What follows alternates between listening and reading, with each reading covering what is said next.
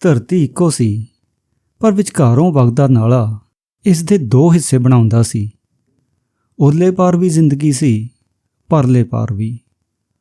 ਉਰਲੇ ਪਾਰ ਚਿੱਟੇ ਕੱਪੜੇ, ਪਰਲੇ ਪਾਰ ਮੈਲੀਆਂ ਲੀਰਾਂ। ਉਰਲੇ ਪਾਰ ਵਿੱਦਿਆ, ਹੁਸਨ, ਸਿਹਤ ਤੇ ਰੱਜਵੇਂ ਦਾਣੇ।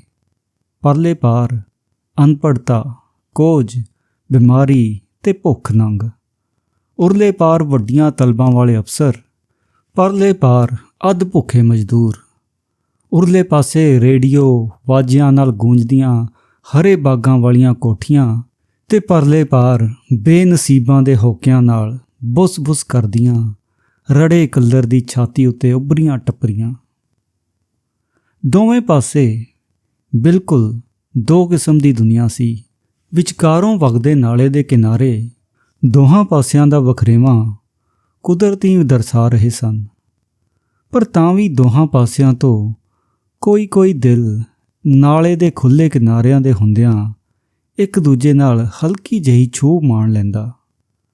ਟੱਪਰੀਆਂ ਵਿੱਚ ਕਈਆਂ ਨੇ ਲਵੇਰੇ ਪਾਲ ਰੱਖੇ ਸਨ ਤੇ ਉਹਨਾਂ ਪਾਸੋਂ ਉਰਾਰ ਦੀਆਂ ਕੋਠੀਆਂ ਵਿੱਚ ਦੁੱਧ ਆਉਂਦਾ ਸੀ। ਇਹਨਾਂ ਟੱਪਰੀਆਂ ਵਿੱਚ ਇੱਕ ਟੱਪਰੀ ਅਜਿਹੀ ਸੀ ਜਿਸ ਵਿੱਚ ਲੰਮਾ ਸਰੀਰ, ਮੁਸ਼ਕੀ ਰੰਗ, ਮੋਟੀਆਂ ਅੱਖਾਂ ਤੇ ਘੁੰਗਰਾਲੇ ਛੱਤਿਆਂ ਵਾਲਾ ਇੱਕ ਨੌਜਵਾਨ ਰਹਿੰਦਾ ਸੀ। ਨਾ ਤਾਂ ਸ਼ਾਇਦ ਉਸ ਦਾ ਕੋਈ ਹੋਰ ਹੋਵੇਗਾ, ਪਰ ਟੱਪਰੀਆਂ ਵਾਲੇ ਉਸ ਨੂੰ ਜੁਗਨੀ ਆਖਦੇ ਸਨ। ਜੁਗਨੀ ਇਸ ਲਈ ਕਿ ਜਦੋਂ ਉਹਦੇ ਮਨ ਵਿੱਚ ਕੋਈ ਲਹਿਰ ਜਿਹੀ ਉੱਠਦੀ ਤਾਂ ਉਹ ਇੱਕ ਲਟਕ ਨਾਲ ਜੁਗਨੀ ਦਾ ਗੀਤ ਗਾਉਂਦਾ। ਪਰਦੇਸਨ ਜੁਗਨੀ ਕੂਕਦੀ, ਬਾਗਾਂ ਦੇ ਨਿੰਬੂ ਚੂਪਦੀ। ਉਸ ਵੇਲੇ ਸਾਰੀਆਂ ਟੱਪਰੀਆਂ ਉਸ ਵੱਲ ਇਸ ਤਰ੍ਹਾਂ ਮੋਹੀਆਂ ਜਾਂਦੀਆਂ ਜਿਵੇਂ ਉਸਨੇ ਆਪਣੇ ਚੁਗਿਰਦੇ ਵਿੱਚ ਕੋਈ ਜਾਦੂ ਫੂਕ ਦਿੱਤਾ ਹੋਵੇ। ਜੁਗਨੀ ਦੇ ਗੀਤ ਦੀ ਲੈਅ ਜਦੋਂ ਸੂਖਮਤਾ ਨਾਲ ਮੁੱਕ ਜਾਂਦੀ ਤਾਂ ਉਸ ਦੇ ਉਦਾਲਿਓਂ ਵਿਸਮਾਦ ਵਿੱਚ ਗੁਆਚੇ ਸਰੋਤਿਆਂ ਦੇ ਦਿਲ ਆਪ ਮੁਹਾਰੇ ਪ੍ਰਸ਼ੰਸਕ ਬੋਲੀ ਵਿੱਚ ਫੁੱਟ ਪੈਂਦੇ। ਅਸ਼ਕੇ ਜੁਗਨੀ, ਨਹੀਂ ਰੀਸਾਂ ਤੇਰੀ ਜੁਗਨੀ ਦੀਆਂ। ਜੁਗਨੀ ਪਾਸ ਵੀ ਇੱਕ ਦੋ ਲਵੇਰੇ ਸਨ ਤੇ ਇੱਕ ਦੋ ਕੋਠੀਆਂ ਵਿੱਚ ਉਹਦਾ ਦੁੱਧ ਵੀ ਲੱਗਦਾ ਸੀ। ਸੂਰਜ ਦੀ ਟਿੱਕੀ ਨਾਲ ਜੁਗਨੀ ਦੁੱਧ ਦੀ ਵਲਟੋਈ ਚੁੱਕਦਾ ਤੇ ਕੋਠੀਓਂ ਕੋਠੀ ਫਿਰਦਾ। ਹਰ ਬੂਹੇ ਕੋਈ ਨਾ ਕੋਈ ਨੌਕਰ ਜੁਗਨੀ ਤੋਂ ਦੁੱਧ ਪਵਾ ਲੈਂਦਾ। ਇਹਨਾਂ ਕੋਠੀਆਂ ਵਿੱਚ ਇੱਕ ਕੋਠੀ ਐਸਡੀਓ ਸਰਦਾਰ ਦੀ ਸੀ। ਇਸ ਕੋਠੀ ਵਿੱਚ ਜਦੋਂ ਜੁਗਨੀ ਦੁੱਧ ਦੇਣ ਜਾਂਦਾ ਤਾਂ ਕਈ ਵਾਰ ਨੌਕਰਾਂ ਦੀ ਬਜਾਏ ਇੱਕ ਪਤਲੀ ਜਿਹੀ ਸੁਨੱਖੀ ਮੁਟਿਆਰ ਜੁਗਨੀ ਤੋਂ ਦੁੱਧ ਪਵਾਉਣ ਬੂਹੇ 'ਤੇ ਆ ਜਾਂਦੀ। ਜੁਗਨੀ ਦੇ ਹੱਥ ਵਿੱਚ ਕੰਬ ਦੀ ਗੜਬੀ ਵਿੱਚੋਂ ਦੁੱਧ ਦੀ ਚਿੱਟੀ ਧਾਰ ਅਮੀਰ ਬਰਤਨ ਵਿੱਚ ਇਸ ਤਰ੍ਹਾਂ ਕੰਬ ਡੁੱਲਦੀ ਜਿਵੇਂ ਜੁਗਨੀ ਦਾ ਦਿਲ ਕਿਸੇ ਬੇਅਦਬੀ ਦੇ ਡਰੋਂ ਕੰਬ ਰਿਹਾ ਹੋਵੇ ਤੇ ਮੁਟਿਆਰ ਦੀਆਂ ਨਜ਼ਰਾਂ ਜੁਗਨੀ ਦੇ ਕਾਲੇ ਘੰਗਰਾਂ ਵਿੱਚ ਉਲਝ ਜਾਂਦੀਆਂ। ਕੋਠੀਆਂ ਵਿੱਚ ਦੁੱਧ ਭੁਗਤਾ ਕੇ ਜੁਗਨੀ ਆਪਣੇ ਲਵੇਰੇ ਛੇੜਦਾ ਤੇ ਦੂਰ ਕਿਤੇ ਜੂੰ ਹੀ ਚਿਰਾਂਦੀ ਜਾ ਨਿਕਲਦਾ। ਜਦੋਂ ਉਹਦੇ ਚੱਲਦੇ ਲਵੇਰਿਆਂ ਦੀਆਂ ਪ੍ਰਸੰਨ ਬੋਥੀਆਂ ਮੱਲੇ ਹੋਏ ਘਾਹ ਵਿੱਚ ਅੱਧੋ ਅੱਧ ਲੁਕ ਜਾਂਦੀਆਂ ਤਾਂ ਜੁਗਨੀ ਨੂੰ ਕੋਈ ਆਧਾਰ ਆ ਜਾਂਦਾ।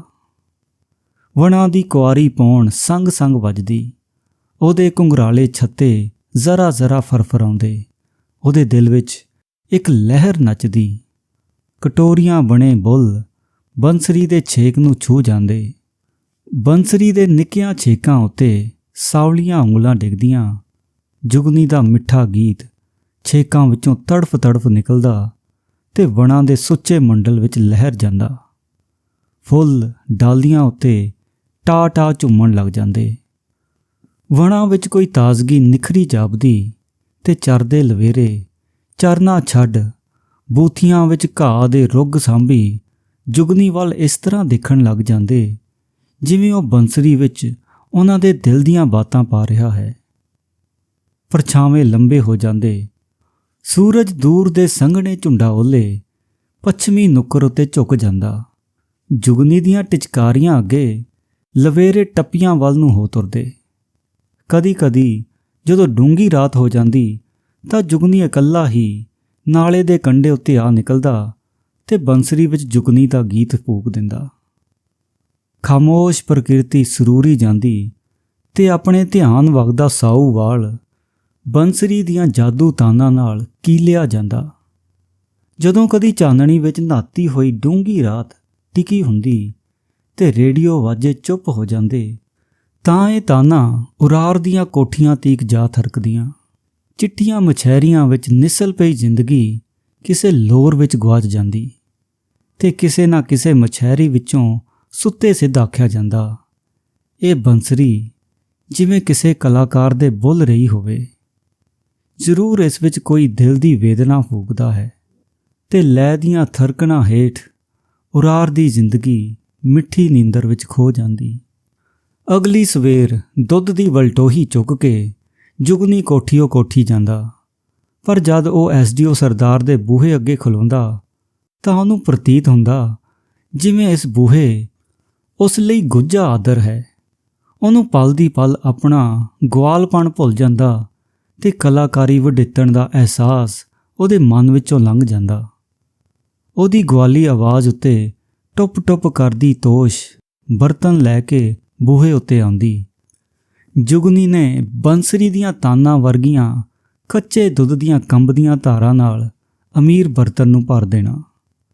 ਦੁੱਧ ਦਾ ਬਰਤਨ ਫੜਦਿਆਂ ਪਲ ਦੀ ਪਲ ਜੁਗਨੀ ਤੇ ਤੋਸ਼ ਦੀਆਂ ਨਜ਼ਰਾਂ ਮਿਲ ਜਾਂਦੀਆਂ, ਪਰ ਜੁਗਨੀ ਦੀਆਂ ਨਜ਼ਰਾਂ ਝੱਟ ਉਹਦੇ ਘੁੰਗਰਾਂ ਵਾਂਗ ਕਿਸੇ ਹਿਮਾਕਤ ਦੇ ਡਰੋਂ ਕੁੰਡਲਾ ਜਾਂਦੀਆਂ ਤੇ ਹੋਸ਼ ਦੀਆਂ ਨਜ਼ਰਾਂ ਉਹਦੀਆਂ ਬੇਪਰਵਾਹ ਲਿਟਾਂ ਵਾਂਗ ਲਹਿਰ ਲਹਿਰ ਉਹਦੇ ਮਗਰੇ ਜਾਂਦੀਆਂ। ਤੋਸ਼ ਦੇ ਹੋਠਾਂ ਉੱਤੇ ਇੱਕ ਸੱਦਰ ਜਾਗਦੀ, ਪਰ ਉਹ ਬੋਲ ਨਾ ਸਕਦੀ। ਤੋਸ਼ ਕਾਲਜ ਦੇ ਤੀਜੇ ਵਰ੍ਹੇ ਵਿੱਚ ਪੜ੍ਹਦੀ ਸੀ। ਉਸ ਦੇਖਿਆ ਕਾਲਜ ਵਿੱਚ ਜੋ ਕੁਝ ਕਲਾਕਾਰ ਜਾਂ ਕਲਾ ਬਾਰੇ ਪੜ੍ਹਾਇਆ ਜਾਂਦਾ ਹੈ, ਉਹੋ ਜਿਹਾ ਬਹੁਤ ਕੁਝ ਉਹਨੂੰ ਜੁਗਨੀ ਦੀ ਨੁਹਾਰ ਵਿੱਚੋਂ ਦਿਸਦਾ ਹੈ। ਕਾਲਜੋਂ ਆਉਂਦਿਆਂ ਉਹਦੀ ਸਾਈਕਲ ਦਾ ਰੁੱਖ ਟੱਪਰੀਆਂ ਵੱਲ ਨੂੰ ਰਹਿੰਦਾ। ਕੋਠੀ ਦਾ ਫਾਟਕ ਮੁੜਨ ਲੱਗਿਆਂ ਉਹ ਇੱਕ ਵਾਰ ਟੱਪਰੀਆਂ ਵੱਲ ਉੜ ਕੇ ਤੱਕਦੀ। ਚੰਨ ਚਾਨਣੀ ਵਿੱਚ ਨਹਾਤੀ ਗਰਮੀਆਂ ਦੀ ਇੱਕ ਟਿਕੀ ਰਾਤ ਸੀ। ਰੇਡੀਓ ਵਾਜੇ ਬੰਦ ਹੋ ਚੁੱਕੇ ਸਨ। ਆਪਣੇ ਧਿਆਨ ਵਗਦੇ ਮਸਤ ਨਾਲੇ ਦੀਆਂ ਲਹਿਰਾਂ ਉੱਤੇ ਚੰਨ ਦੀਆਂ ਰਿਸ਼ਮਾਂ ਝਿਲਮਿਲ ਕਰ ਰਹੀਆਂ ਸਨ। ਜੁਗਨੀ ਨਾਲੇ ਦੇ ਕੰਢੇ ਉੱਤੇ ਆਇਆ ਤੇ ਬੰਸਰੀ ਵਿੱਚ ਗੀਤ ਫੂਕਿਆ। ਬੰਸਰੀ ਦੀਆਂ ਥਰਕਦੀਆਂ ਤਾਨਾਂ ਪਾਰ ਦੀਆਂ ਕੋਠੀਆਂ ਨੂੰ ਜਾ ਪਈਆਂ। ਚਿੱਟੀਆਂ ਮਛੈਰੀਆਂ ਲੋਰੀਆਂ ਗਈਆਂ। ਤੋਸ਼ੀ ਦੇ ਮਨ ਨੂੰ ਕੋਈ ਖਿੱਚ ਜਿਹੀ ਵੱਜੀ। ਉਸ ਵਾਰੋ ਵਾਰ ਮਛੈਰੀ ਦੇ ਪੱਲੇ ਚੁੱਕ ਕੇ ਆਲਾ ਦੁਆਲਾ ਦੇਖਿਆ। ਚੁਗਿਰਦਾ ਸੁੱਤਾ ਜਾਪਿਆ। ਉਹ ਉੱਠੀ, ਘਾਹ ਉੱਤੇ ਪੋਲੇ ਪੋਲੇ ਪੱਬ ਧਰਦੀ ਫਾਟਕ ਲੰਘੀ, ਸੜਕ ਟੱਪੀ ਤੇ ਬੰਸਰੀ ਦੀ ਸੇਧ ਨੂੰ ਨਾਲੇ ਦੇ ਰੇਬ ਕਿਨਾਰੇ ਉੱਤੇ ਆ ਖੜੀ। ਨਿੰਮੀ ਨਿੰਮੀ ਪਾਉਣ ਨਾਲ ਉਹਦੇ ਸੌਣ ਵਾਲੇ ਧਾਰੀਦਾਰ ਕੱਪੜੇ ਨਿੱਕਾ ਨਿੱਕਾ ਫਰਫਰਾ ਰਹੇ ਸਨ। ਬੰਸਰੀ ਚੁੱਪ ਹੋ ਗਈ। ਜੁਗਨੀ ਦਾ ਚਾਨਣੀ ਵਿੱਚ ਧੋਤਾ ਮੁਖੜਾ ਉਰਲੇ ਕੰਢੇ ਤੋਂ ਦਿਸ ਰਿਹਾ ਸੀ। ਬੰਸਰੀ ਵਿੱਚ ਕੀ ਜਾਦੂ ਫੂਕਣਾ ਜੁਗਨੀ? ਸੱਚੀ ਇਹਦੀਆਂ ਤਾਨਾਂ ਤਾਂ ਮੇਰਾ ਦਿਲ ਕੱਢ ਲਿਆਈਆਂ। ਆਵਾਜ਼ ਨੂੰ ਬੜੇ ਹੁਨਰ ਨਾਲ ਹੌਲੀ ਬਣਾ ਕੇ ਤੋਸ਼ ਨੇ ਉਰਲੇ ਕੰਢਿਓਂ ਕਿਹਾ। ਕੌਣ? ਬੀਬੀ ਜੀ। ਜੁਗਨੀ ਸਿਆਣ ਕੇ ਹੈਰਾਨ ਸੀ। ਉਹਨੂੰ ਜਾਪਿਆ ਜਿਵੇਂ ਵਗਦਾ ਨਾਲਾ ਉਹਨਾਂ ਦੀ ਵਿੜਕ ਸੁਣ ਲਈ ਖਲੋ ਗਿਆ ਹੋਵੇ। ਬੀਬੀ ਜੀ, ਤੁਸੀਂ ਇਕੱਲੇ ਐਸ ਵੇਲੇ? ਜੁਗਨੀ, ਦਿਲ ਕੀਤਾ ਤੇਰੀਆਂ ਤਾਨਾਂ ਦੇ ਨੇੜੇ ਹੋ ਜਾਵਾਂ।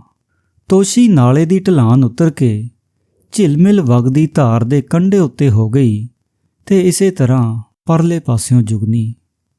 ਬੀਬੀ ਜੀ, ਤੁਸੀਂ? ਜੁਗਨੀ ਨੇ ਆਕਾਸ਼ ਵੱਲ ਤੱਕਿਆ। ਚੰਨ ਲੀਰੋ ਲੀਰ ਬਦਲੋਟੀਆਂ ਉੱਤੋਂ ਉੱਡਦਾ ਜਾ ਰਿਹਾ ਸੀ। ਰਾਤ ਚੌਖੀ ਬੀਤ ਗਈ ਏ।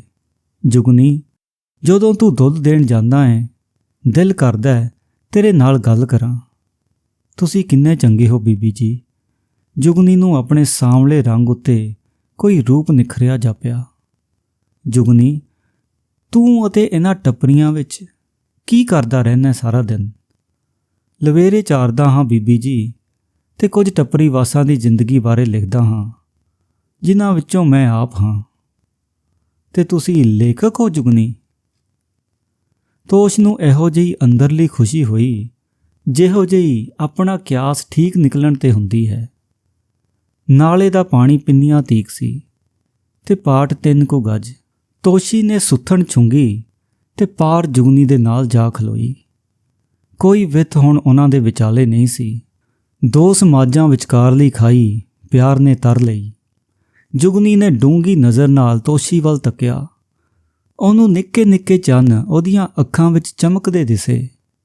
ਗੋਰੇ ਵਿੱਚ ਸਾਂਵਲਾ ਕਿ ਸਾਂਵਲੇ ਵਿੱਚ ਗੋਰਾ, ਹੱਥ ਘੁੱਟ-ਘੁੱਟ ਜਾਂਦਾ। ਤੇ ਫਿਰ ਸੁੱਤੇ ਸਿੱਧ ਤੋਸ਼ੀ ਦੀਆਂ ਕੂਲੀਆਂ ਬਾਹਾਂ ਜੁਗਨੀ ਦੀ ਧੌਣ ਦੁਆਲੇ ਵਲੀਆਂ ਗਈਆਂ। ਇੱਕ ਉੱਤੇ ਇੱਕ ਮੁਖੜਾ ਝੁਕਿਆ, ਗੋਰੇ ਤੇ ਸਾਂਵਲੇ ਬੁੱਲ ਛੂ ਗਏ।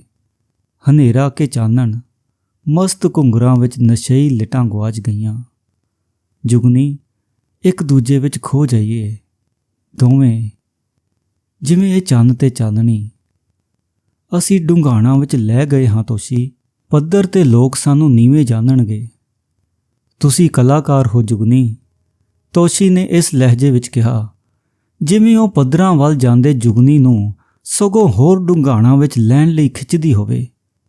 ਪਰ ਤੁਸੀਂ ਇਸਤਰੀ ਹੋ ਤੋਸ਼ੀ, ਇਸਤਰੀ ਸਭ ਕੁਝ ਅਖਵਾ ਸਕਦੀ ਹੈ ਤੇ ਹੋਰ ਦੂਸ਼ਣ ਨੂੰ ਜਰ ਸਕਣਾ ਹੀ ਇਸ ਦੀ ਮਹਾਨਤਾ ਹੈ। ਤੁਸੀਂ ਬੇਸ਼ੱਕ ਠੀਕ ਹੋ, ਪਰ ਕੋਠੀਆਂ ਬੰਗਲਿਆਂ ਵਾਲੇ ਵੱਡੇ ਆਦਮੀ ਤੁਹਾਡੀ ਇਸ ਪਿਆਰ ਫਿਲਾਸਫੀ ਨੂੰ ਨਹੀਂ ਜਰਨਗੇ। ਉਦੋਂ ਤੱਕ ਬਾਗੀ ਹੋਣਾ ਹੀ ਪਏਗਾ ਜਦੋਂ ਤੀਕ ਡੂੰਘਾਣਾ ਤੇ ਪੱਧਰ ਇੱਕ ਨਹੀਂ ਹੋ ਜਾਂਦੇ। ਹਵਾ ਦਾ ਇੱਕ ਫਰਾਟਾ ਆਇਆ। ਨਾਲੇ ਦੀ ਕੰਨੀ ਉੱਤੇ ਖੜੇ ਖਾਮੋਸ਼ ਰੁੱਖਾਂ ਦੇ ਪੱਤਰ ਖੜਕੇ। ਤੋਸ਼ੀ ਦੀਆਂ ਫਰਫਰਾਂਦੀਆਂ ਲਿਟਾਂ ਉੱਤੇ ਜੁਗਨੀ ਨੇ ਪੋਲਾ ਜਿਹਾ ਹੱਥ ਫੇਰਿਆ। ਤੋਸ਼ੀ ਨੂੰ ਜਾਪਿਆ ਜਿਵੇਂ ਉਹਦੇ ਰੋਮ ਰੋਮ ਵਿੱਚ ਮਿੱਠੇ ਗੀਤ ਝਰਦੇ ਹੋਣ। ਉਹਦਾ ਚਿੱਟਾ ਮੁਖੜਾ ਜੁਗਨੀ ਦੀ ਹਿੱਕ ਨਾਲ ਛੂਹ ਗਿਆ। ਦੋਹਾਂ ਨੇ ਆਕਾਸ਼ ਵੱਲ ਤੱਕਿਆ।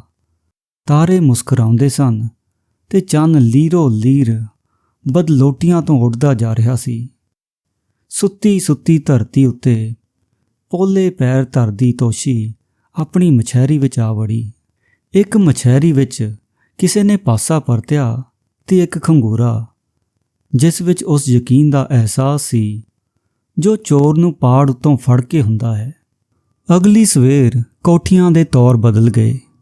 ਟੱਪਰੀਆਂ ਵਿੱਚੋਂ ਦੁੱਧ ਆਉਣਾ ਬੰਦ ਹੋ ਗਿਆ। ਕੋਠੀਆਂ ਵਿੱਚ ਸਰਦਾਰੀਆਂ ਦੇ ਅਹਿਸਾਸ ਜਾਗੇ। ਟੱਪਰੀਆਂ ਵੱਲ ਲਿਸ਼ਕਦੇ ਰੋਸ਼ਨਦਾਨਾਂ ਦੇ ਸ਼ੀਸ਼ਿਆਂ ਵਿੱਚੋਂ ਜਿਵੇਂ ਕੋਈ ਜਵਾਲਾ ਹੁਣੇ ਟੱਪਰੀਆਂ ਉੱਤੇ ਭੜਕਣਾ ਚਾਹੁੰਦੀ ਸੀ। ਕਿਸੇ ਤਾਕਤ, ਕਿਸੇ ਗੈਰਤ ਨਾਲ ਕੋਠੀਆਂ ਹਰਖਾਈਆਂ ਗਈਆਂ। ਕਿਸੇ ਗਰੂਰ ਨਾਲ ਕੋਠੀਆਂ ਦੇ ਬਨੇਰੇ ਉੱਚੇ ਹੋਣ ਲੱਗੇ, ਹੋਰ ਉੱਚੇ, ਹੋਰ ਉੱਚੇ। ਉਹ ਹੁਣੇ ਅਸਮਾਨਾਂ ਦੇ ਨਾਲ ਭਿੜ ਸਕਦੇ ਸਨ। ਕਿਸੇ ਕਾਲੇ ਕਾਗ ਦੀ ਕੀ ਮਜਾਲ ਕਿ ਉਹਨਾਂ ਦੇ ਉੱਤੋਂ ਉੱਡ ਜਾਏ। ਉਸੇ ਦਿਨ ਇੱਕ SDO ਵੱਲੋਂ ਸਰਕਾਰੀ ਦਫ਼ਤਰ ਵਿੱਚ ਰਿਪੋਰਟ ਪਹੁੰਚੀ। ਨਵੀਂ ਬਸਤੀ ਵਿੱਚ ਨਾਲਿਓ ਪਾਰ ਦੀਆਂ ਟੱਪਰੀਆਂ ਸਾਊ ਕੋਠੀਆਂ ਦਾ ਦ੍ਰਿਸ਼ ਕੋਝਾ ਕਰਦੀਆਂ ਹਨ। ਚੰਗਾ ਹੋਵੇ ਜੇ ਉੱਥੋਂ ਟੱਪਰੀਆਂ ਉਜਾੜ ਕੇ ਧਰਤੀ ਨੂੰ ਬਹੁਤਾ ਅਨਾਜ ਉਗਾਉਣ ਲਈ ਵਰਤਿਆ ਜਾਵੇ। ਹੁਣ ਜੁਗਨੀ ਇਹਨਾਂ ਕੋਠੀਆਂ ਨੂੰ ਚੁੱਭਦਾ ਸੀ, ਉਸ ਕੰਡੇ ਵਾਂਗ ਜੋ ਦਿਸਣ ਨਾਲ ਚੁਭਣ ਜਿੰਨੀ ਪੀੜ ਕਰਦਾ ਹੋਵੇ।